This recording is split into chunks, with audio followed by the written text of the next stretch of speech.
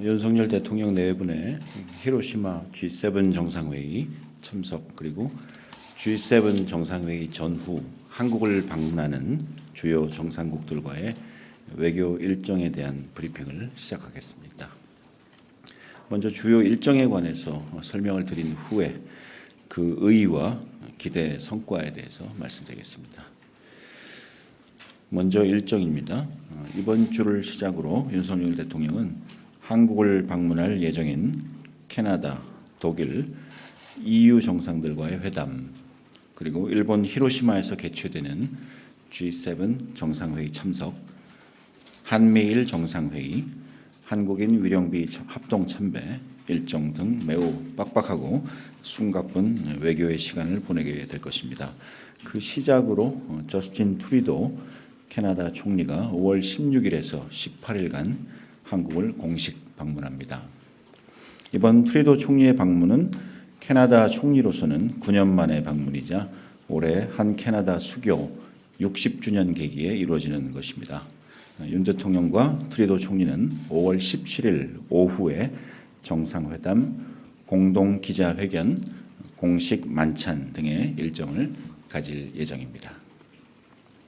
이어서 윤석열 대통령과 김건희 여사는 올해 G7 의장국인 일본의 초청에 따라 G7 정상회의에 참석차 5월 19일 금요일부터 21일 일요일까지 2박 3일의 일정으로 일본 히로시마를 방문할 예정입니다.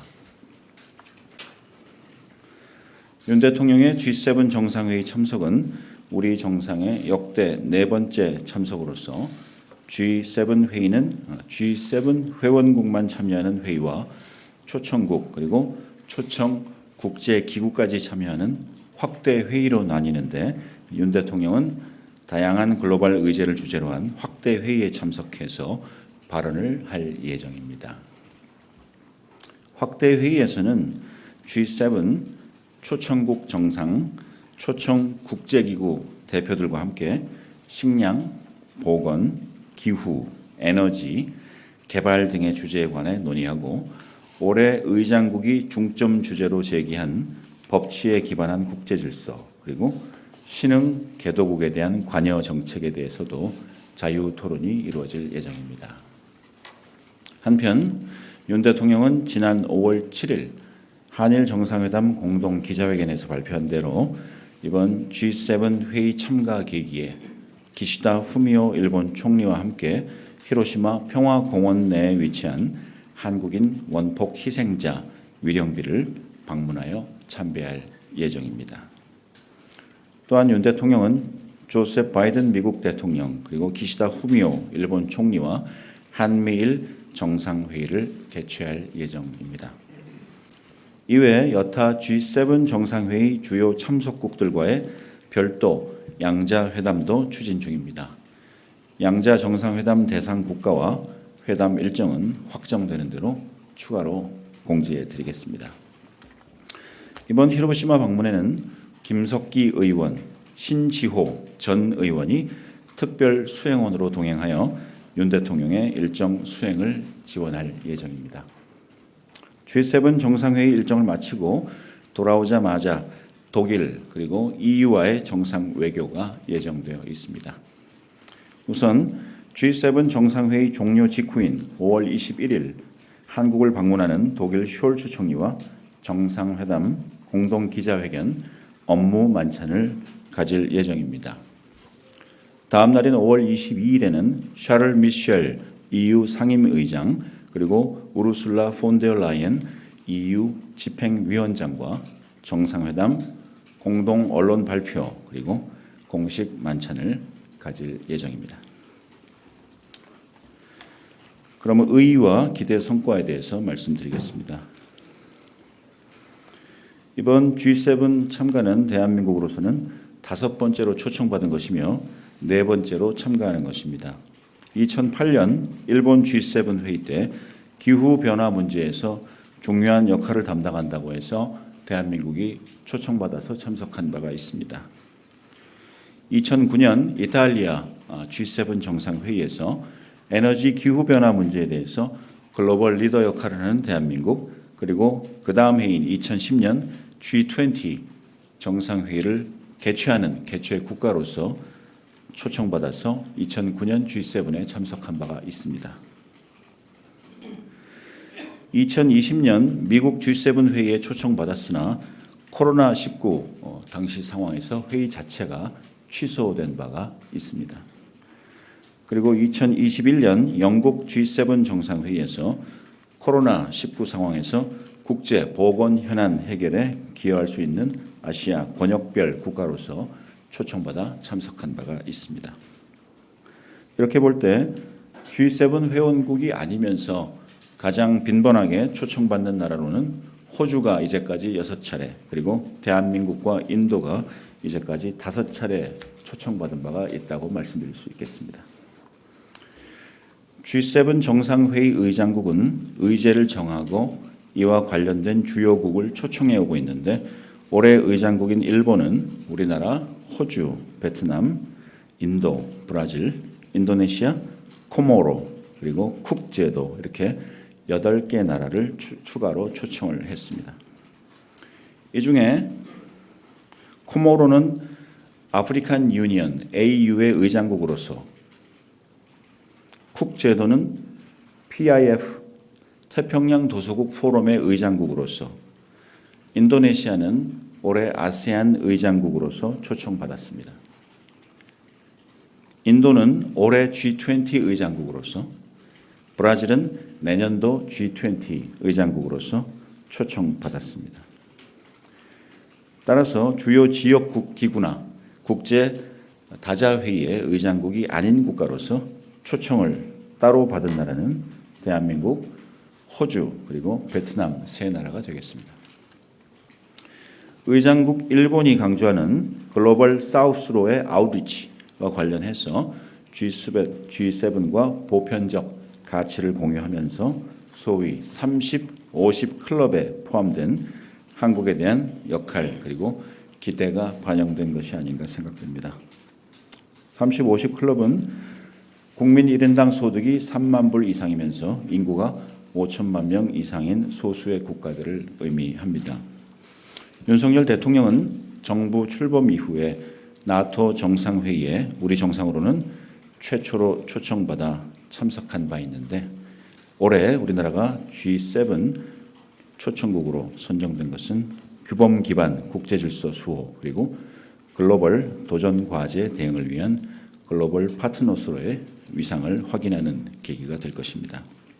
또 최근에 미국, 일본 등 핵심 우방국들과의 관계를 강화하고 신뢰를 구축한 양자 외교 기조를 다자 외교의 장으로 확장하는 흐름이라고 보시면 될 것 같습니다. 히로시마 G7 정상회의는 글로벌 복합 위기 상황에서 글로벌 사회의 연대와 협력에 대한 우리의 기여 방안을 제시하고 주요 우방국 정상들과 유대를 다지는 기회가 될 것으로 기대합니다. 특히 식량, 기후, 에너지, 보건, 개발 등 다양한 글로벌 의제 논의에 참여함으로써 여타국 정상 그리고 국제기구 수장들과 함께 복합 위기 극복을 위한 연대의 메시지를 보낼 수 있기를 기대합니다. 이번에 개최되는 한미일 정상회의는 작년 11월 캄보디아 프놈펜에서 3국 정상이 만난 지 6개월 만에 다시 개최되는 것입니다. 윤석열 정부 출범 이후에는 3번째 한미일 정상회담이 되겠습니다. 이번 정상회담은 올해 한일 관계의 새로운 장을 연 2차례의 한일 정상회담과 윤 대통령의 국빈 방민 이후에 개최되는 것으로 그간 더욱 단단해진 한일 양자 관계를 기반으로 북한의 핵과 미사일 위협, 영내 공급망 불안정, 그리고 에너지 위기 등 공동의 도전에 대응하여 한미일 협력을 한 단계 더 업그레이드하기 위한 전략적 공조 방안이 논의될 것으로 예상됩니다. 윤석열 대통령과 기시다 총리의 한국인 원폭 희생자 위령비 참배는 실현될 경우에 양국 정상이 처음으로 공동 참배하는 사례가 될 것이며 우리 정상이 한국인 희생자 위령비를 찾는 것도 최초가 됩니다. 두 정상의 참배는 과거 히로시마 원폭으로 희생된 한국인을 위로하고 한일 양국이 평화와 번영의 미래를 함께 준비해 나가자는 다짐의 자리가 될 것입니다. 한 캐나다 양국 정상이 이번 정상회담에서 도출할 공동 성명의 표제는 한국 60년간, 향후 60년간 함께 더 강하게, 영어로 얘기하면 Stronger Together for the next 60 years입니다. 한 캐나다 정상회담에서는 북한 인권 문제를 포함한 규범에 입각한 국제질서 확립, 그리고 2+2 고위급 경제안보 대화 출범, 그리고 핵심 광물 협력 강화와 같은 경제안보 이슈와 함께 미래 세대의 인적 문화 교류 확대를 위한 지원 방안을 집중적으로 협의할 것입니다. 유럽의 최대 경제 강국인 독일과는 공급망 연계, 그리고 공급망 안정 협력, 경제 안보 강화를 위한 전략적 연대 방안을 강구할 것입니다. 독일 숄츠 총리는 우크라이나 전쟁 발발 이후에 시대 전환, 독일어로 자이덴벤데라는 화두를 던졌습니다. 이 자이텐벤데라는 화두는 우크라이나 전쟁 이후의 시대가 이전과 같을 수 없다면서 안보, 경제적 도전 속에서 새로운 전략과 역할을 고민하는 독일이 그들과 가치를 공유하는 국가들과 전략적 연대와 공조를 모색하겠다라는 기조입니다. 이러한 독일의 접근은 경제안보 기조하에 글로벌 중추국가 외교를 추구하는 우리 대한민국과 상통한다고 보고 양국 간의 협력의 잠재력을 확대해 나가기로 하였습니다. 마지막으로 한 EU 회담입니다. 우리나라는 EU와 3대 주요 협정을 맺고 있습니다. 기본협정을 2010년에, 자유무역협정 FTA를 2010년에, 그리고 위기관리 활동 참여 기본협정을 2014년에 체결하였습니다. 이러한 세 가지 협력 협정을 토대로 한 EU 관계를 발전시켜 왔습니다. 올해 수교 60주년을 계기로 보다 강화된 협력 관계를 구축하기 위해서 한 EU 협력 분야를 그린, 보건, 디지털의 3대 심협력 분야로 확장해 나가는 방안을 논의 중입니다. 그린 파트너십을 통해서 기후, 환경 분야 협력을 확대하고 보건 파트너십을 통해서 글로벌 보건 위기 대응을 위한 공조 체제를 확립해 나갈 것입니다. 또한 작년 2022년 11월에 체결한 한 EU 디지털 파트너십의 실질적 이행을 위한 행동 계획을 마련하고 실행해 나갈 예정입니다. 윤석열 정부 2년 차의 외교 정책은 자유의 국제적 연대를 공고히 하면서 기여 외교를 확충하고 경제 안보, 실리 외교를 극대화하는 데 중점을 둘 것입니다. 이를 뒷받침하기 위해서는 양자 외교와 다자 외교가 함께 활발히 이루어지면서 서로 시너지를 내야 합니다. 1년 차에는 취임 직후에 이루어진 한미 정상회담을 기점으로 해서 나토, UN 총회, 그리고 G20 같은 글로벌 다자 외교 활동에 시동을 걸었습니다.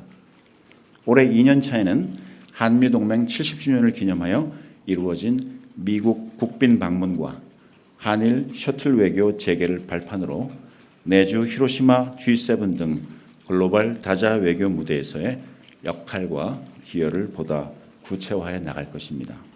나아가 다자회의 무대에서 병행하는 각종 양자회담은 이들 국가들과 추후 별도의 양자회담을 통해 협력 방안을 구체화해 나가게 해주는 가교 역할을 수행할 것입니다.